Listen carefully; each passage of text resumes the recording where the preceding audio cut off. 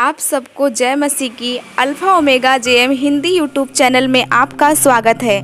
आज मैं आपके लिए कैन और हाबिल का विवरण लेकर आई हूँ, जो आपको पुराने नियम के 4 अध्याय 26 तक देखने को मिलेगा। इससे पहले हम आगे बढ़ें, आप हमारे alpha omega JM Hindi YouTube channel को सब्सक्राइब करें, बेल आइकन को भी जरूर दबाएं। यह उन दिनों की बात है जब परमेश्वर यहोवा ने आदम को लेकर अदन की वाटिका में रखा और परमेश्वर ने आदम को आज्ञा दी, किसी वृक्ष का फल बिना खटके खा सकता है, पर भले या बुरे के ज्ञान का फल जो वृक्ष है, उस फल को तू कभी न खाना, क्योंकि जिस दिन तू उसका फल खाएगा अवश्य ही मर जाएगा।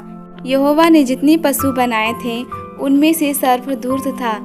स्त्री को बहकाया और स्त्री को वह फल खाने को कहा जिसको परमेश्वर ने मना किया था, लेकिन स्त्री ने परमेश्वर यहोवा की आज्ञा तोड़ दी और उसने फल खाया और आदम को भी खिला दिया, जिसके कारण यहोवा आदम और हवा को अदन की वाटिका से बाहर निकाल दिया और जीवन के वृक्ष के मार्ग का पहरा देने के लिए अदन की वाटिका में घूमने वाली ज्वालामय तलवार को भी नियुक्त कर दिया। जब हवा ने अपने पहले बच्चे को जन्म दिया और उस बच्चे का नाम कैन रखा गया, हवा ने कहा, यहोवा की मदद से मैंने एक मनुष्य को पाया है।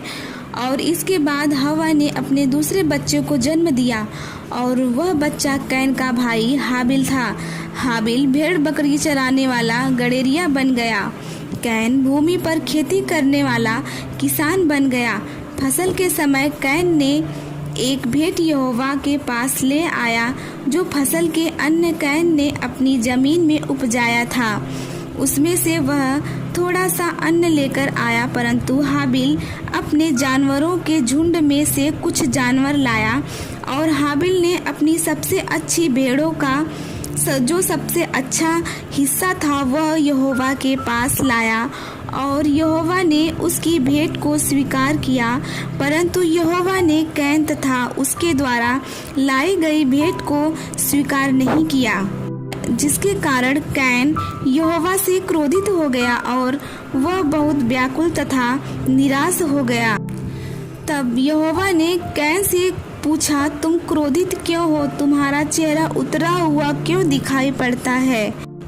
अगर तुम अच्छे काम करोगे, तुम मेरी दृष्टि में ठीक ठहरोगे, तब मैं तुम्हें अपनाऊंगा। लेकिन अगर तुम बुरे काम करोगे तो वह पाप तुम्हारे जीवन में रहेगा और तुम्हारे पाप तुम्हें अपने वश में रखना चाहेंगे, लेकिन तुमको अपने पाप को अपने बल में रखना होगा।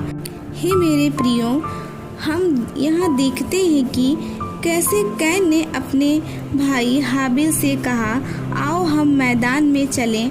तब कैन ने हाबिल को मैदान में ले गया। तब कैन ने अपने भाई हाबिल पर घात तथा हमला किया और उसे मार डाला। तब यहोवा ने कैन से पूछा, तुम्हारा भाई हाबिल कहाँ है? तब कैन ने जवाब देते हुए कहा, मैं नहीं जानता हूँ कि यह मेरा काम है कि मैं अपने भाई की निगरानी और देखभाल करूँ। तब यहोवा ने कैन से कहा, तुमने यह क्या किया? तुम्हारे भाई का लहू जमीन से बोल रहा है। क्या हो गया कि तुमने अपने भाई की हत्या की है, जिससे पृथ्वी तुम्हारे हाथों से उसका लहू लेने के लिए खुल गई है।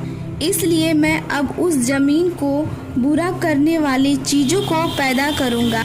बीते समय में तुमने फसलें उगाई और वे अच्छी उगी, लेकिन जब तुम फसल उगाओगे और जमीन तुम्हारी फसल अच्छी होने में मदद नहीं करेगी और तुम्हें पृथ्वी पर घर नहीं मिलेगा और तुम जगह जगह घूमते और भटकते रहोगे। आदम और हवा ने हाबिल की मौत पर रोते रहे। तब आदम अपनी पत्नी के पास गया।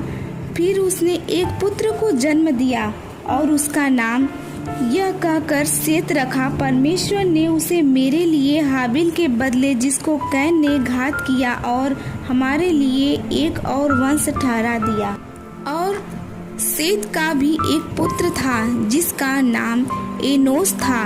उस समय लोग यहोवा पर विश्वास करने लगे और इसके बाद हम देखते हैं कि परमेश्वर विश्वास के कारण ही हनोक इस जीवन से ऊपर उठा लिया गया ताकि उसे मृत्यु का अनुभव न हो, क्योंकि परमेश्वर ने उसे दूर हटा दिया था। इसलिए उसमें पाप नहीं पाया गया, क्योंकि उसे उठाए जाने से पहले परमेश्वर को प्रसन्न करने वाले के रूप में उसे सम्मान मिल चुका था। और विश्वास के बिना तो परमेश्वर को प्रसन्न करना असंभव है। वह इस बात का विश्वास करे कि परमेश्वर का अस्तित्व है और वे जो उसे सच्चाई के साथ खोजते हैं वह उन्हें उसका प्रतिफल देता है।